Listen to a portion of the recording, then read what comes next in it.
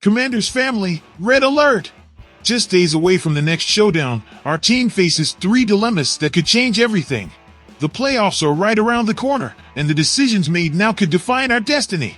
Stick around until the end because you need to hear this. First, our defense could be wobbly. The return of a key player from the secondary is in doubt, and the clock is ticking. This is the guy who arrived as a savior to cover elite receivers, but injuries have not allowed him to fulfill that promise. Now, he faces perhaps his last chance to shine. But it's not that easy. Do you risk this shutdown corner to gain team chemistry or take care of him until he is 100% safe? Without him, our options seem to diminish against the fiercest aerial threats in the NFL. It will be all or nothing. Second, the rookie who has shaken up the league. The Commander's sensational QB is on everyone's lips, even a divisional rival who usually speaks with facts, not words. A star defender praising a rookie? This doesn't happen every day. But here comes the big question. Can such a young quarterback withstand the pressure of unforgiving playoffs?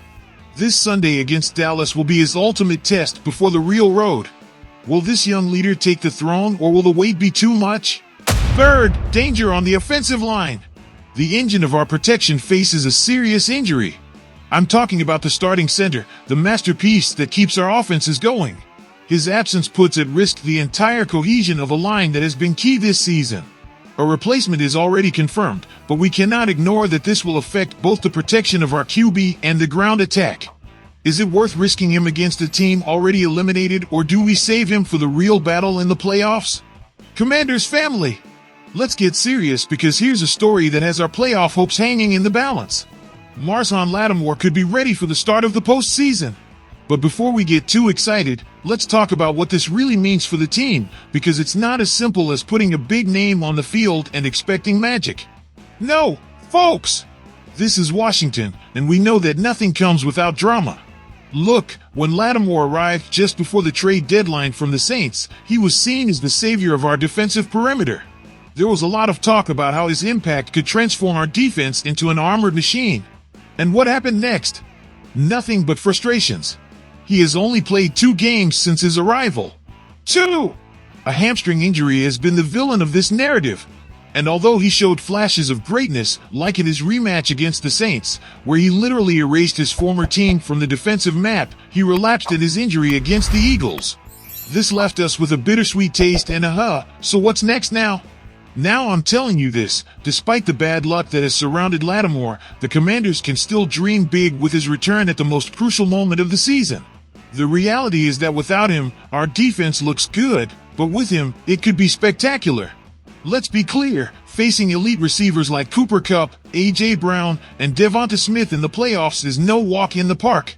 Without a shutdown corner like Lattimore, we are exposed. In my opinion, this man is not just a player, he is a protector of the kingdom. And folks, without him, our defensive kingdom is wobbling against the fiercest aerial targets in the league. I ask you, should we risk him now to ensure rhythm and chemistry in the team, or are we patient, letting him recover to 110% before the wild card? I think that Coach Dan Quinn sees it clearly. This game against Dallas is not the scenario to risk him. And let me tell you something, I like that decision. Yes, we secured our place in the playoffs, but we don't need to play with fire like other teams that ended up without their stars when they needed them most. This is chess, not checkers. Let's not risk our best pieces ahead of time. At this moment, reports suggest that Lattimore is progressing well, and that is good news for a team that urgently needs his experience and skill to shore up a deep postseason run. Quinn is handling this with prudence, making sure he reaches certain checkpoints before throwing him on the field. But now comes my question, will Lattimore be able to withstand the intensity of a playoff game after missing so much playing time? Because it's not just about being physically ready, it's mental, it's strategic, it's game rhythm.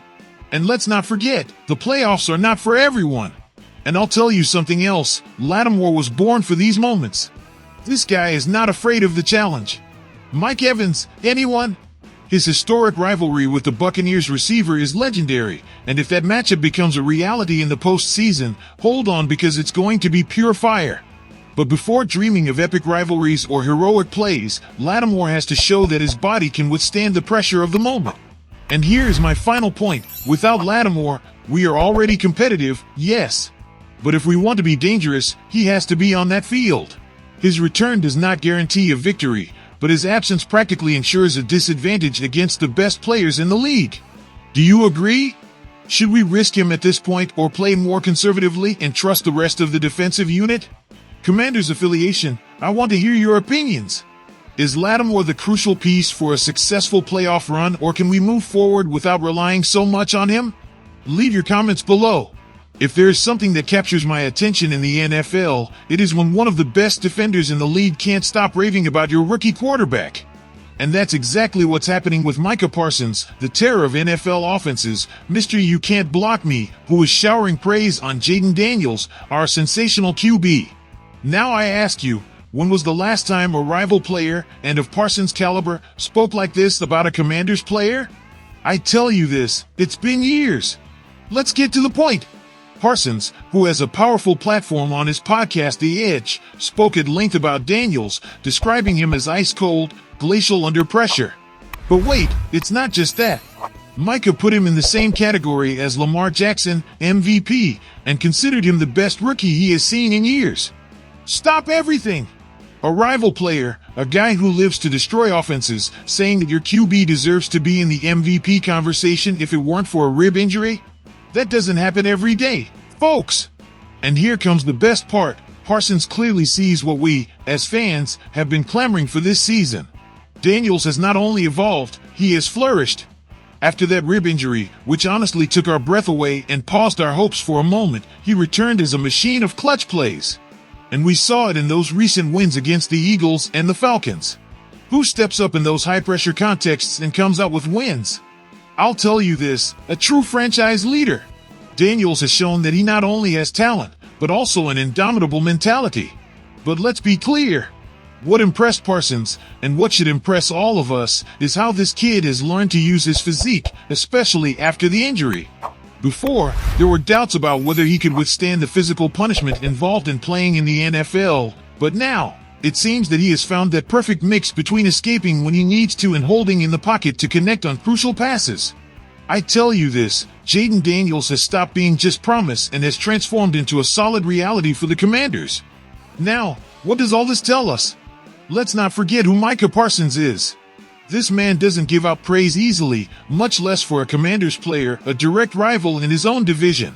Parsons' respect is not a light pat on the back. It is an acknowledgement that Daniels is forging his reputation in one of the most competitive divisions in the NFL.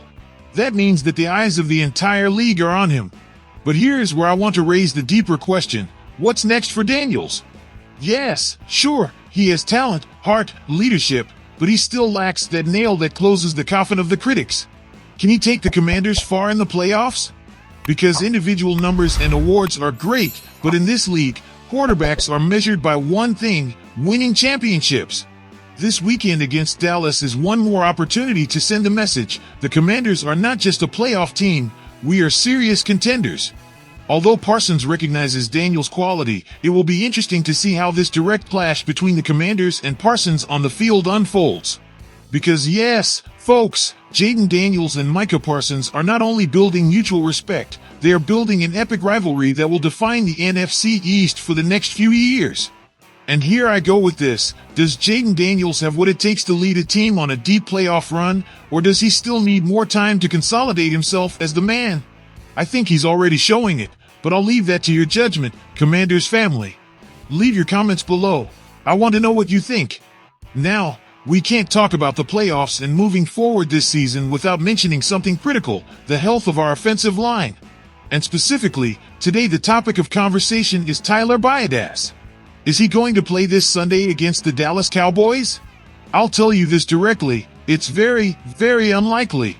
Biadasz, who has been the anchor of our offensive line this year, is dealing with an ankle injury he suffered during the victory against the Atlanta Falcons. And let me tell you something, you could see the tension when he left the field. This man is not just another cog in the machine, he is the engine that keeps Jayden Daniels protected and the ground game going.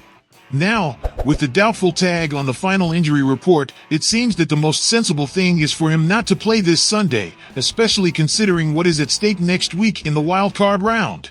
What does this mean for us against Dallas? First, let's talk about the impact of losing Biadasz. This guy has been a constant in our offense, having started all but one game this season. And if you remember that absence, it was in Week 15 against the Saints. Guess what? The team struggled to maintain the cohesion of the offensive line. Now, although we managed to secure the victory, it was not easy at all. What this makes clear is that his importance to the balance of our offense cannot be underestimated. Now I ask you, should we risk him against Dallas, a team that is already out of the playoffs, just to secure the 6th seed in the NFC? I'll tell you this directly, it's not worth it.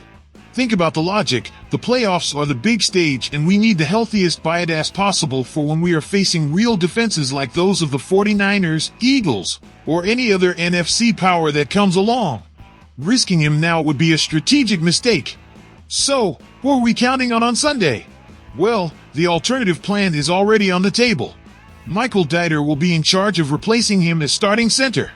This man has experience, don't get me wrong, but he is not Biadass. In addition, we know that behind him, Nick Allegretti will be the backup to the center position, while Chris Paul remains as the versatile replacement for the guard positions. Is it enough? I tell you that against a team like Dallas, which is already half emotionally shut down knowing that their season is over, it probably is. But if we're going to talk about the playoffs, this is an area of concern. Let me be honest, without Biadass at 100%, our offensive line loses consistency and chemistry. Remember, this is not just any line. This group has to protect a brilliant rookie like Jaden Daniels, who is learning to navigate the pressure of the NFL, and also has to open holes so that our powerful backfield, led by Brian Robinson Jr., can punish rival defenses.